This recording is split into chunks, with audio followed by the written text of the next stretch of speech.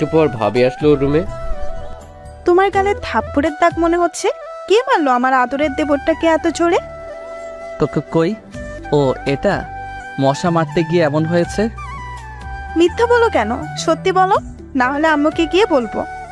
বলছি আমাদের নতুন ম্যামকে অনেক রাগিয়ে দিয়েছিলাম বলে ম্যাম থাপ্পড় দিয়েছে। তোমার ম্যাম দেখতে কেমন? অনেক সুন্দরী। কেন?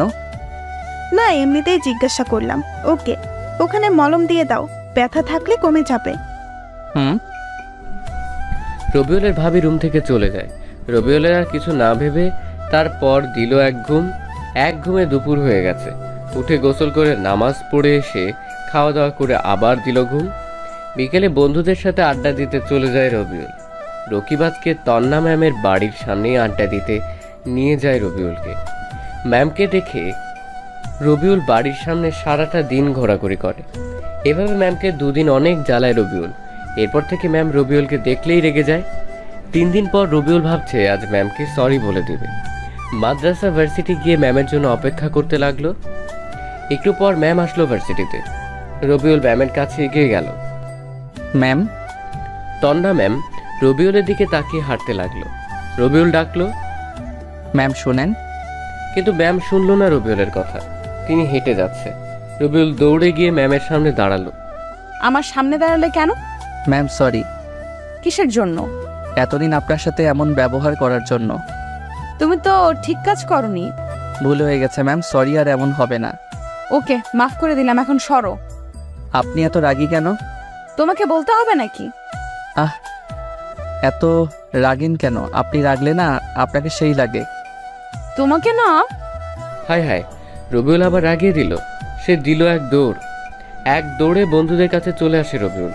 ওর এমন দৌড় দেখে তন্না ম্যাম একটু মুচকি হাসলো। বন্ধুরা দেখে বলে, কিরে কুত্তা, তুই এভাবে দৌড়ে আসলি কেন? এমনিতেই। মিথ্যা বলিস কেন? আমরা মনে হয় দেখলাম না। দেখলি তো, বলছিস কেন? আমাদের ভুল হয়ে গেছে ভাই, তুই আমাদের পা ধর, ক্ষমা করে দিচ্ছি।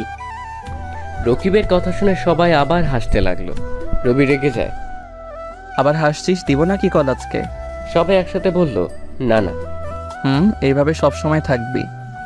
ওরা সবাই আরো কিছুক্ষণ আড্ডা দিয়ে ক্লাসে চলে এলো। ক্লাসে তন্না ম্যাম আসলো। রবিউল পড়াতে মনোযোগ না দিয়ে ম্যামকে দেখতে থাকে। ম্যাম রবিউলের দিকে রাগীভাবে তাকাচ্ছে। এভাবে বেশ কয়েকদিন চলে গেল। ম্যামের সাথে বেশ ভালো একটা সম্পর্ক তৈরি হয়েছে রবিউলের। ম্যাম মনে হয় রবিউলকে পছন্দ করা শুরু করেছে। এটা ম্যামের ব্যবহারে বুঝতে পারে রবিউল। রবিউল ভাবে সে ম্যামকে প্রপোজ করবে। এটা ভেবেই ওর মনে এক অদ্ভুত আনন্দ হচ্ছে। জীবনে প্রথম আজ কাউকে প্রপোজ করবে, কি যে খুশি খুশি লাগছে ওর। মনে লাড্ডু ফুটছে রবিউলের। তবে এক অজানা ভয়ও কাজ করছে। আর সেটা হলো তন্না ম্যাম যদি ফিরিয়ে দেয় তাকে। দিলে দিক, কিন্তু প্রপোজ করবেই রবিউল। ভালোবাসি কথাটা না বললে অনেক কষ্ট পাবে সে। ভার্সিটিতে এতগুলো স্টুডেন্টের সামনে প্রপোজ করতে পারবে না রবিউল। তাই ম্যামকে একটা পার্কে আসতে বলেছে সে। ম্যাম অবশ্য কারণ জানতে চেয়েছিলেন, তখন রবিউল বলেছে পার্কে আসলে জানতে পারবেন। ম্যাম আসতে চাইছিলেন না। রবিউল অনেক জোর জবরদস্তি করার পর রাজি হয়েছে। এদিকে রবিউল আধা ঘন্টা ধরে পার্কে বসে আছে। কিছু সময় পর দেখলো তন্না ম্যাম আসছে ওর দিকে। রবিউল নিজেকে প্রস্তুত করলো। ম্যাম রবিউলের সামনে এলো। কি বলার জন্য ডাকলা বলো? তোমার জন্য ক্লাস বাদ দিয়ে আসতে হলো। বলছি। রবিউল ম্যামের সামনে পকেট থাকা গোলাপটা এগিয়ে দিয়ে বলল, আমি আপনাকে সেই প্রথম দেখাতেই ভালোবেসে ফেলেছি। আমার মনের রাজ্যের রানী বানিয়েছি আপনাকে। Ma'am, I love you.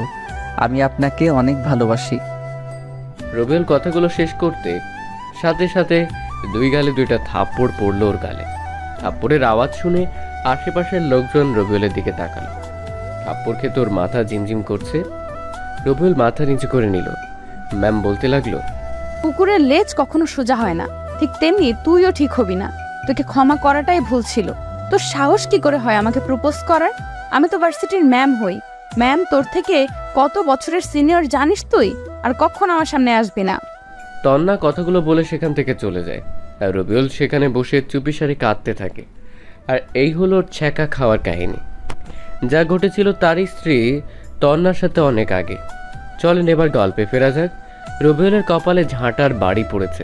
প্রথমে কাউকে ভালোবাসার কথা বলল, সেই রিজেক্ট করে দিল।